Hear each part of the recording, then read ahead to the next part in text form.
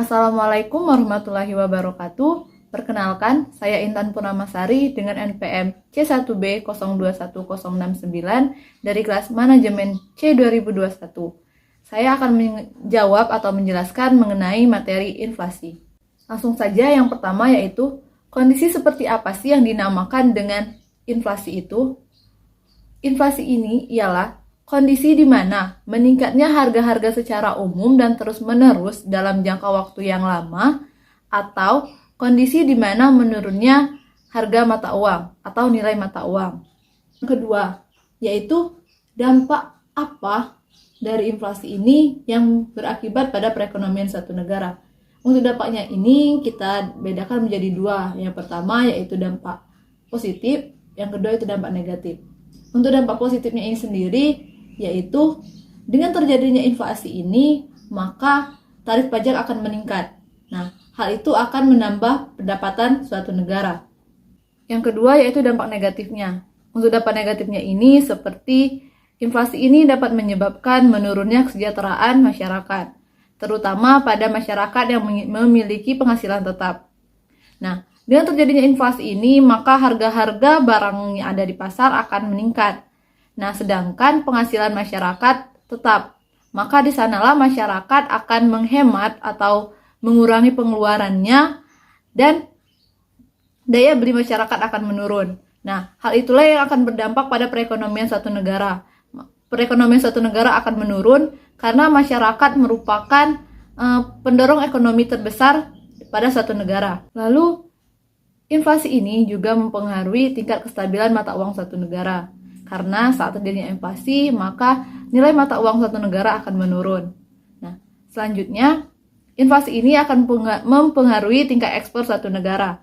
Nah, saat terjadinya inflasi, maka harga barang ekspor akan meningkat dan biaya ekspor akan meningkat. Maka di sana akan terciptanya persaingan ekspor yang menurun. Nah, hal itulah yang akan menyebabkan menurunnya devisa suatu negara. Selanjutnya, inflasi ini juga dapat mempengaruhi minat masyarakat untuk menabung di bank, dan masyarakat lebih memilih untuk melakukan investasi spekulatif, yaitu dengan membeli barang-barang berharga seperti emas, dan nanti mereka akan menjualnya pada saat harga itu sudah naik atau sudah meningkat.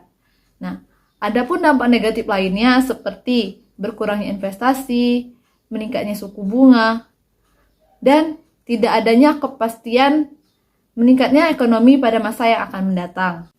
Yang ketiga yaitu dampak deflasi pada perekonomian suatu negara.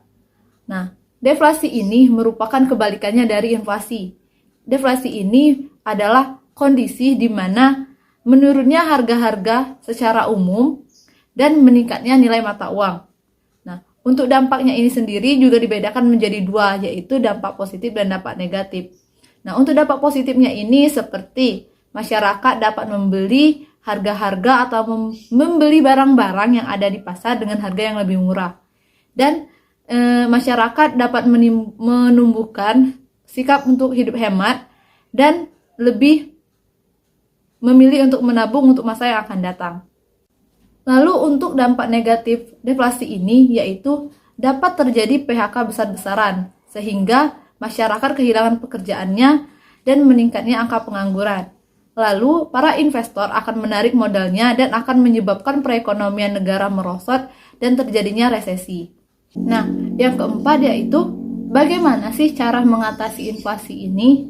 Nah, untuk mengatasi inflasi ini dapat dilakukan dengan 3 cara. Yang pertama yaitu kebijakan moneter, yang kedua itu kebijakan fiskal, dan yang ketiga itu kebijakan non-moneter.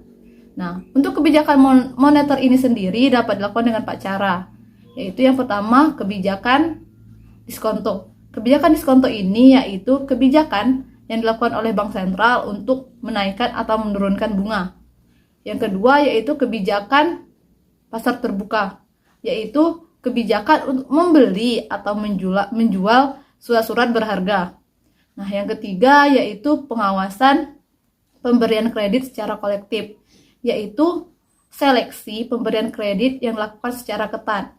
Dan yang ketiga yaitu kebijakan persediaan kas, yaitu kebijakan untuk menaikkan atau menurunkan kas yang ada di bank.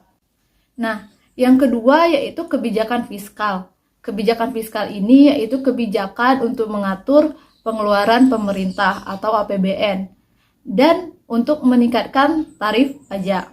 Nah, yang ketiga yaitu kebijakan non-moneter. Kebijakan non-moneter ini dapat dilakukan dengan cara meningkatkan produksi, kebijakan upah, dan pengawasan harga. Baiklah, itulah penjelasan saya mengenai materi inflasi. Terima kasih. Wassalamualaikum warahmatullahi wabarakatuh.